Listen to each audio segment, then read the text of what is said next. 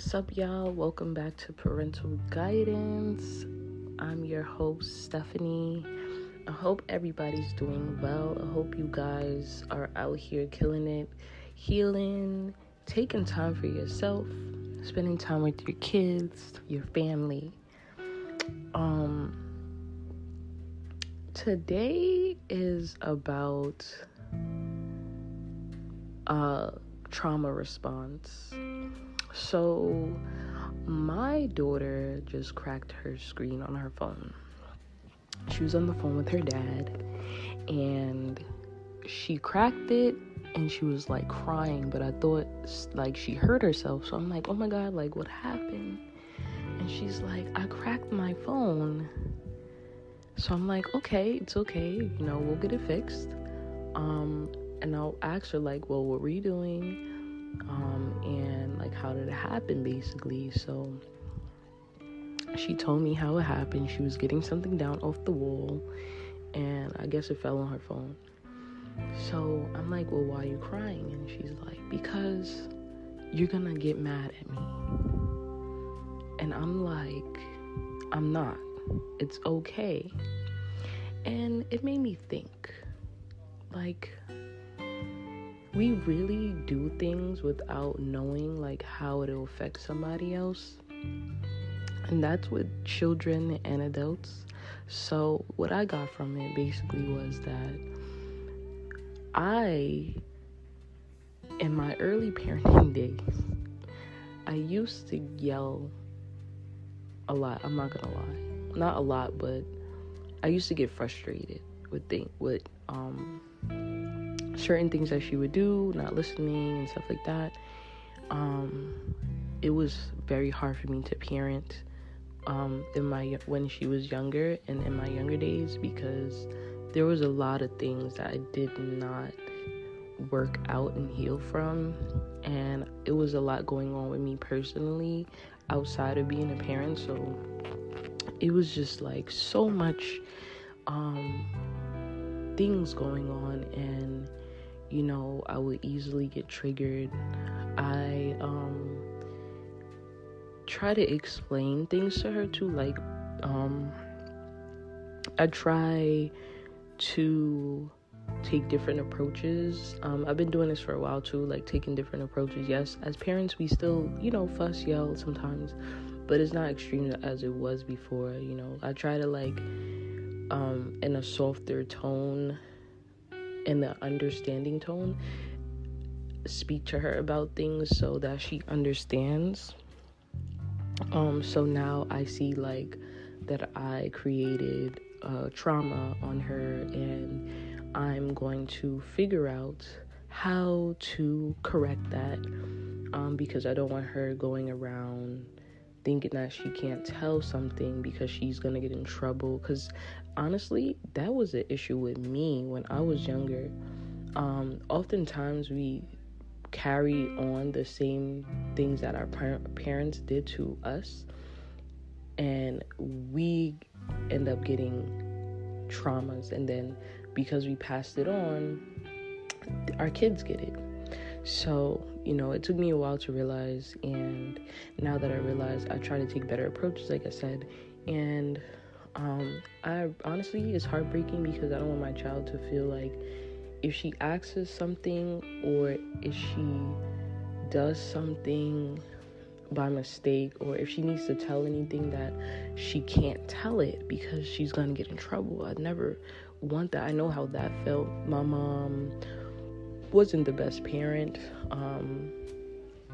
to be honest with you all. And in all honesty, it created issues in my adulthood because of the same thing, where sometimes I don't like to speak up because I don't want somebody to like say something negative, or feel like I'm gonna get in trouble for something, or whatever the case may be. So I try to do better with that. But back to my daughter. She's 11, by the way. Now I just want to fix that. If anybody's listening and you know any ways to heal that trauma in a child, please contact me on the Thickeneer on Instagram, because I really want to help my daughter. I don't want her to grow up like I did and carry those generational curses to her children.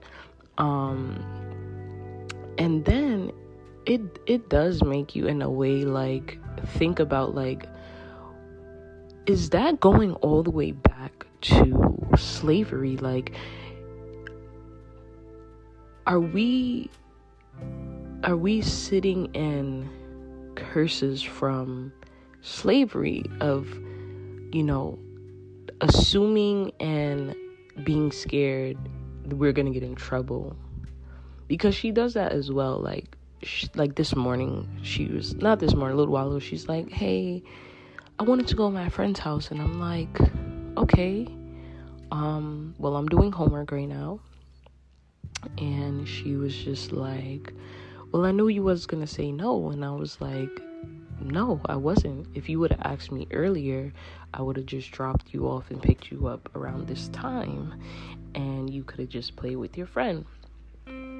So I feel like in our Black community, correct me if I'm wrong, anybody, but there is a lot of trauma to asking questions, asking for help, voicing ourselves, telling when something's wrong, and things like that, because of generational curses from slavery, as to like us getting beat for doing something, or sneaking food, or wanting to eat, or whatever the case may be, as to the reason why the slaves were beat by their slave owners. But it's just a lot. Like, it's a lot of unpacking. And honestly, like, slavery was not that long ago, but it was that long ago. And it's just like the Black community suffers so much, and using our voices, and like, I'm just wondering, like, 20 years from now, or even 10 or 5 years from now, like, are things going to change? Like, are we going to be able to break those curses? How long will it take for us to break those curses? How long will it take for, us to finally live in our true selves and abundance, and not be so triggered by trauma, triggered by the things people have said to us, triggered by anything familiar that puts us in a place where we hide ourselves, is very unfortunate, actually. Like, because we have so much, I hate to talk potential, but we have so much potential, and I just want, like, the next generations of Black young men and women and children to be able to just live comfortably in today's society without feeling like they're scared to say something or do something. We shouldn't be living in fear based on things that has happened hundreds of years ago. But it's, like I said, it's a lot of unpacking, it's a lot of undoing that has to be done in order for us to actually move forward and, being able to just be comfortable. It's really sad. It really is sad, but I just wanted to talk about that because it was on my mind just now, and literally the incident just happened probably 15 minutes ago, and it just had me thinking, so if you are a parent, because I'm sure there's some people on here that are not parents, but if you are a parent and like you notice that you do something that your parents used to do to you that is not healthy, figure out ways or talk to somebody about ways to switch it up and change it into something that is more healthier for you and your child, so that you don't put a strain on your relationship with your child later on. Because as kids, we don't often see like completely what's going on and completely what the trauma is, but as adults, when you start to think and you take time for yourself, for those who do take time for yourselves, you start to like really think about things in the past and like, wow, like I'm this way because of this, I do this because of that. And you really start to evaluate yourself, and you really want to I will hope you will want to change things about you that are not necessarily healthy for you and your relationship building with other people. So for me, that's something I'm working on, because I noticed those things. So really figure that out, because we got to break these curses. We got to break this generational cycle of it's abuse, to be honest with you, like the emotional abuse, the sometimes physical abuse, sometimes the verbal abuse. Is not healthy. It's not healthy for anybody. It's very is very detrimental to all of us, because if you think more about it, that's the reason why like dating is so hard now. It's so much trauma that people go through and don't take the time to heal from it, don't take the time to do the work to heal from it, don't take time to actually figure out ways to change those things, methods they can use to better themselves and better their relationships and better their communication and better their trusting skills and things like that. There's a lot of people who just don't trust people off rip.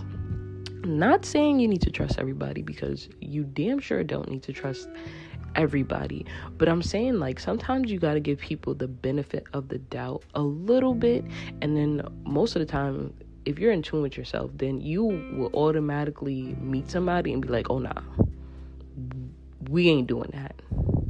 I don't get a good vibe from you.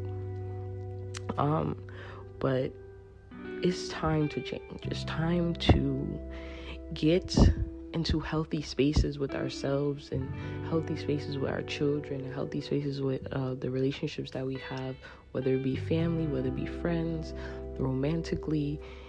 You can't get the full effect of living in abundance without being healthy mentally, healthy physically, and emotionally too. Emotional health is so important. I cannot begin to even speak about how important emotional health is, especially when you're going through changes, when you're growing and things like that. But anyway, I just wanted to talk about that. Y'all let me know what y'all think. Like, y'all can DM me. You can write under my post. I'm probably gonna put a post about this. You can write under my post and things like that. But I thank you, whoever you are, whoever is tuning in. I thank you for listening again. I thank you for supporting me, supporting this podcast, and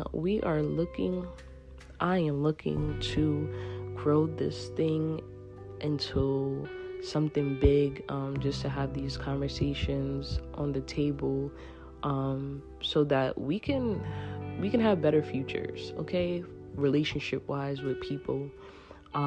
Thanks for tuning in to the Parental Guidance Podcast. I thank you all. The last time I didn't have a name, but we got a name now, okay? But thank you for tuning in. I appreciate you. I love you, whoever you are. And I just want everybody to do things to make them happy, do things to clear your mind, do things that give yourself self-care. Yes, we are parents, but at the same time, you have to take care of yourself, because if you don't take care of yourself, how are you going to take care of your kids? That is not possible. I always tell people, if you're not 100%, how do you think you're going to take care of somebody else 100% to your full capability? It's very impossible, especially when you're caring for a baby, okay? But yes, thank you. You guys have a great day. And know that you are great. You are loved. You are appreciated as a person, as a parent, as a brother, sister, aunt, uncle, whatever you are. And I'm out.